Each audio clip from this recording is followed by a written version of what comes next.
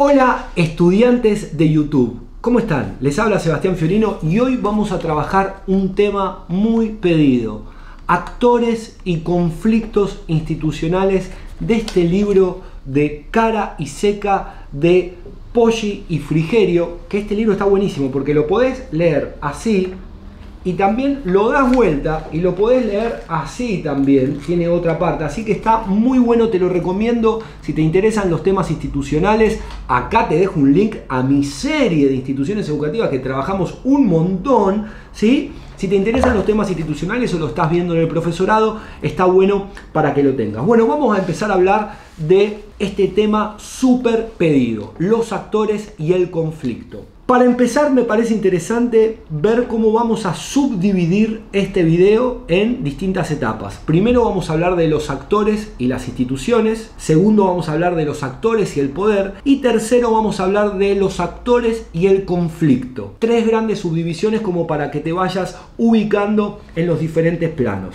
La institución es un arquitecto de los que la habitan, pero a la vez los que la habitan también la construyen. Entonces, ¿qué significa esto? Que la institución va moldeando al sujeto y va institucionalizando al sujeto. Acá te dejo un video sobre este concepto. Y el sujeto también tiene el poder de modificar la institución, también tiene el poder de modificar lo que está institucionalizado y las resistencias que hay a los cambios de cómo se hacen las cosas o las acciones dentro de la institución. Primera parte del texto, estoy trabajando acá con, ya te digo, con el capítulo 3, actores, instituciones y conflicto, y vamos a ir con esta primera parte que es actores e institución. Lo que vemos es que toda nuestra vida social está atravesada por instituciones. Esto te lo dije en la anterior serie, pero me parece interesante que lo volvamos a pensar. Entonces, todos los sujetos atravesamos instituciones y todas las instituciones interpelan a los sujetos. ¿Y cómo lo interpelan? Y acá me parece que aparece un primer concepto muy interesante a lo que es la relación entre los actores y las instituciones, que es con la ley, las reglas, las normas. Unifican lo que es cómo nosotros tenemos que actuar, qué es lo que tenemos que hacer, qué se puede hacer, qué es sancionado, qué no. Es muy interesante porque la ley tiene lo que se llama un aspecto objetivo y un aspecto subjetivo. Aspecto objetivo es a lo que la ley dice objetivamente, a lo que el contrato o la convivencia o la norma te plantea objetivamente. Y lo subjetivo es a cómo interpretamos esa ley y cómo la usamos en función de nuestros deseos personales o en función de los deseos institucionales. Esto es interesante porque acá lo que vemos es como un doble comando de la ley, un comando objetivo y un comando subjetivo de esta ley. Por ejemplo, muchas veces se piensa que por ley hay órdenes jerárquicos en las instituciones, que un director por ley tiene la capacidad de hacer tal o cual cosa y un auxiliar tiene la capacidad de hacer tal o cual cosa. Auxiliar, llámese la persona que está encargada de la puerta, del mantenimiento de la escuela. Bien. Muchas veces lo que vemos es que estas tareas pueden estar trastocadas, modificadas. ¿Qué te quiero decir con esto? Que también acá aparece, la ley tiene algo que ver con el poder que se genera dentro de la institución, la micropolítica institucional. La ley protege y restringe. La ley te protege de ciertas acciones que se dan dentro de la institución o te premia, y la ley también te restringe y te reprime de ciertas actitudes que no podés hacer dentro de la institución. Y acá se produce algo muy interesante que trae el texto, que es una atracción-repulsión de la ley. Tiene esta dinámica de sentirnos atraídos por esa ley en el sentido de hacer lo que la ley pide, pero también muchas veces aparece como esta dinámica de uy, qué goma esta ley, hay que modificarla, uy, no lo quiero hacer, o eludir la ley. Entonces, lo que nos va a hablar este texto es que los actores tienen dinámicas con estas leyes institucionales y que la institución también tiene su propia dinámica y su propia cultura institucional. Que acá te dejo el video de la cultura institucional. De instituciones tenemos una bocha de data y este creo que va a ser uno de los últimos videos que vamos a hacer de instituciones educativas. Dentro de las leyes tienen zonas certeras y zonas inciertas. Una zona certera son las normas o los conflictos que pueden ser previsibles, lo que uno puede prever de antemano, y que la ley tiene una zona certera de cómo actuar frente a ese conflicto. Y también podemos tener zonas imprevisibles, zonas inciertas, que la ley institucional no está preparado para ese conflicto, y que ese conflicto lo que te propone es que generes un cambio en la ley o una adecuación de la ley a ese conflicto que es imprevisible y que previamente no pude predecir en esta mirada institucional de los actores. Pasando un poquito a lo que es la segunda parte, que es actores y poder. Primero, que claramente que el poder puede ser formal o informal. ¿A qué me refiero con esto? Ustedes vieron que en las instituciones hay una organización jerárquica institucional, un organigrama, ¿no? Los organigramas son, no sé, el rector, los directores, el vicedirector, el secretario académico, los docentes, los preceptores, los estudiantes. Bueno, hay diferentes estratos organizados dentro de la estructura institucional, que cada estrato podemos pensar que tiene, entre comillas, mayor poder que otro. Te voy a dar un montón de ejemplos vamos a ver cómo este poder tiene esta concepción formal desde el organigrama, pero también tiene una concepción informal que hace a la vida institucional. Cada institucional tiene podemos decir, un microclima que también empodera a ciertos sectores y otros sectores no tienen poder. Vamos a poner el ejemplo: un director nuevo de una escuela. Imagínate que es un director que no fue ni estudiante, no fue ni profesor, es un director ajeno a la vida institucional que llega, que toma el cargo de director. Bueno, ¿ese director tiene el mismo poder que otro director que tiene una trayectoria institucional más amplia? ¿Cómo van a ser los grupos? Hay grupos, por ejemplo, que vamos a ponerle grupos de docentes que van a autorizar y que le van a dar autoridad a ese poder, o que van a tener resistencia a ese poder. ¿Qué te quiero decir con esto? Que claramente la micropolítica institucional habla del poder institucional. Y este poder institucional, como te decía, tiene mucha informalidad, porque la informalidad se lo da la propia vida institucional. Yo conocí una escuela donde, que te lo conté en otro ejemplo, que la escuela literalmente la organizaba la persona de mantenimiento, el auxiliar docente o los auxiliares. Tenían el poder de, si vos querías dar una clase y utilizar el proyector, tenías que tener buena onda con esa persona para que te dé los recursos necesarios, o tener buena onda para salir o entrar más tarde, X circunstancia o X conflicto que hace al poder de la dinámica institucional. Y los directores, muchos directores tienen poder y otros directores no tienen poder. Entonces esto me parece que acá estamos llegando como a este primer concepto importante. Los actores y los conflictos gira todo en torno al poder. Y algo que me parece interesante es pensar que no existe institución sin conflicto. El conflicto es el nutriente de la institución, y el conflicto y la dinámica que promueve el conflicto es la dinámica que va a generar la propia cultura institucional. ¿No sabes lo que es la cultura institucional? Acá te dejo un enlace para que lo sepas. Me parecen interesantes algunas citas sobre el poder. Por ejemplo, podemos decir que un actor o un grupo de actores posee poder cuando tiene la capacidad de hacer prevalecer su enfoque o su posición en la vida institucional, de influir en la toma de decisiones, obtener reconocimientos, espacios, recursos, beneficios, privilegios, cargos o cualquier otro objetivo que se proponga. Eso es la definición de actores y poder. Y después, otra cita también que me parece interesante es: el poder remite a las relaciones de intercambio entre los actores institucionales. O sea, fíjate, ¿no? Como hablábamos de actores y conflictos, de actores y la institución, pero este intercambio de poder hace a estas relaciones de poder.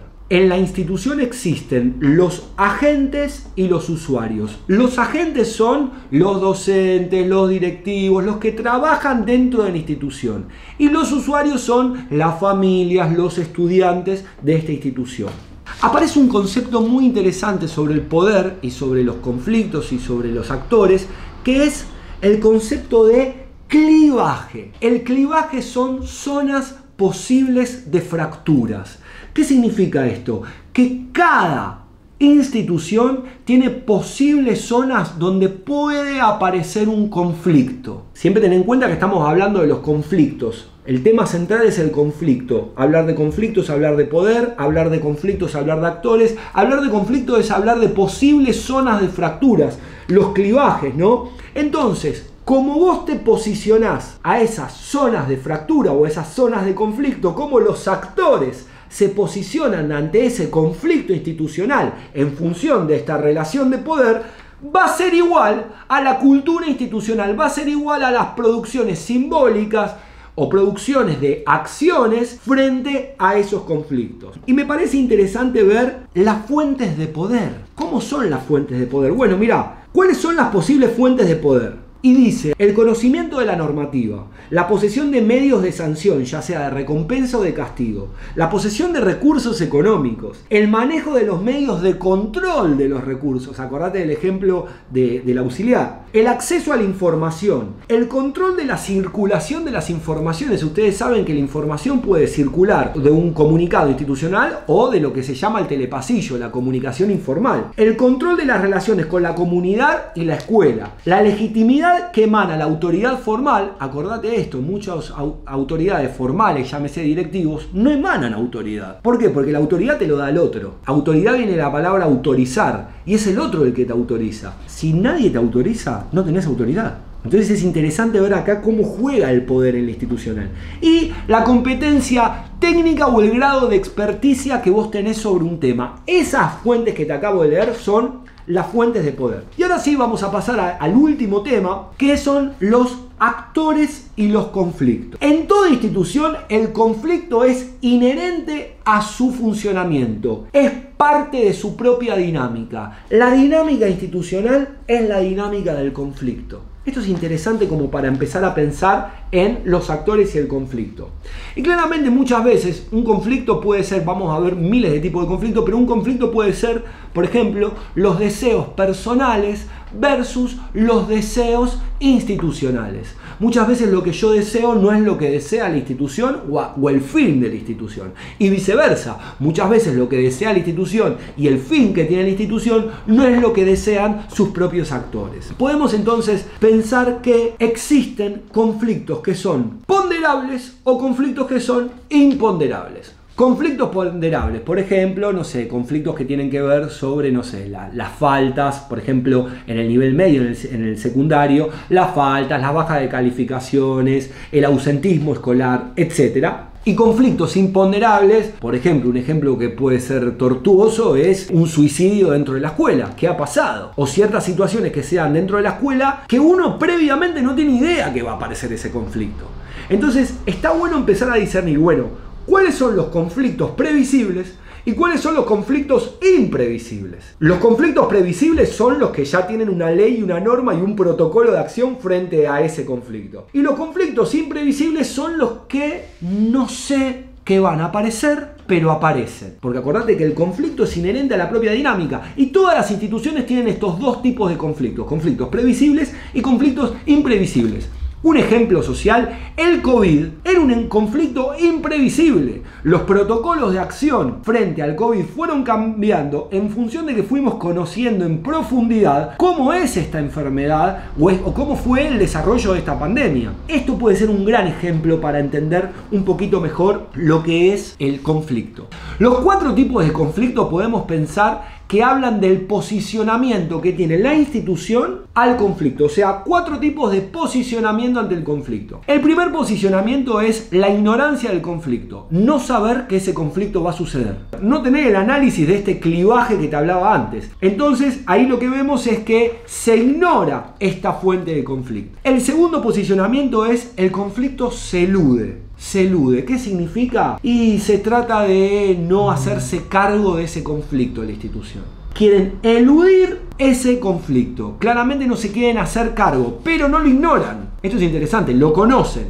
no se hacen cargo. Otra forma de posicionarte ante el conflicto es el conflicto se redefine y se disuelve. Tenía un conflicto que fue pasando el tiempo, lo ignoré, ping, se resolvió, sigo. O pienso que se resolvió y sigo. Recuerden que el conflicto es parte inherente del funcionamiento, o sea, el conflicto de hoy, mañana va a haber un conflicto nuevo, pasado va a haber otro conflicto, los conflictos se van tapando. Entonces, al no resolver ese conflicto, el conflicto se elude y se resuelve. Y el cuarto posicionamiento es el conflicto se elabora y se resuelve. Acá está este conflicto, nos sentamos a negociar. Tengan en cuenta que la negociación también va a ser parte de la dinámica institucional frente al consenso. Mirá qué fallido, porque se busca un consenso de acción frente a un conflicto que se encuentre institucionalmente. La institución es negociación también. Pasando un poquito de tema y ya terminando, podemos ver que la autora nos plantea, ¿sí?, conflictos en las instituciones educativas que pueden aparecer. La pluralidad de pertenencia que aparece dentro de las instituciones educativas. Gente que pertenece a un grupo y a otro no. Los bandos. ¿Viste cuando hay bandos? Bandos de docentes, bandos mismo dentro de una oficina que puede, de la Secretaría de la Educación, por ahora hay dos que se llevan bien contra uno que está afuera. Entonces, acá hay una pluralidad de pertenencia. También puede haber desde pluralidades de pertenencia a nivel político, a nivel ideológico o a nivel institucional. Pluralidad de pertenencia también frente a esto que te planteaba al principio de cuál es el grado de consenso que hay frente al proyecto institucional. Después podemos ver un conflicto que es frente al contrato institucional, a la construcción del contrato institucional. El contrato siempre les recomiendo que para resolver conflictos, los conflictos se pueden resolver por medio de las normas o los pactos de convivencia, ¿sí? Bueno, ¿quién arma esos contratos institucionales frente a cómo convivimos? ¿Quién genera las leyes? ¿Gente que ya no está en la escuela o gente que está en la escuela? Bueno, ese puede ser un conflicto. Claramente esto nos marca el tercer conflicto, que es ¿quién define el proyecto institucional? ¿Quién define la variable de egresado? ¿Quién define cuál es el fin de la institución? ¿Quién define cuál es la misión de la institución? ¿Quién define cómo va a ser la financiación de la institución? ¿Quién define cómo se van a distribuir los recursos materiales, edilicios, la organización de la currícula, la organización del tiempo? Fíjate que una institución son un montón de conflictos a resolver. Bueno, ¿cómo se definen? Puede ser un conflicto también. Y un último es ¿cómo se opera frente a los diversos conflictos que pueden suceder? La cuestión pragmática, la cuestión de operar frente a una problemática puntual. ¿Cómo se opera? Hay un docente que puede operar de una forma, otro de otra, y dentro de una institución podemos ver que hay distintas formas de operar frente a un conflicto que puede ser parecido. Esto puede ser un posible conflicto institucional dentro de lo educativo. Espero que te haya servido este video. No dejes de leer el texto, que está buenísimo, y suscríbete al canal de Sebastián Fiorino.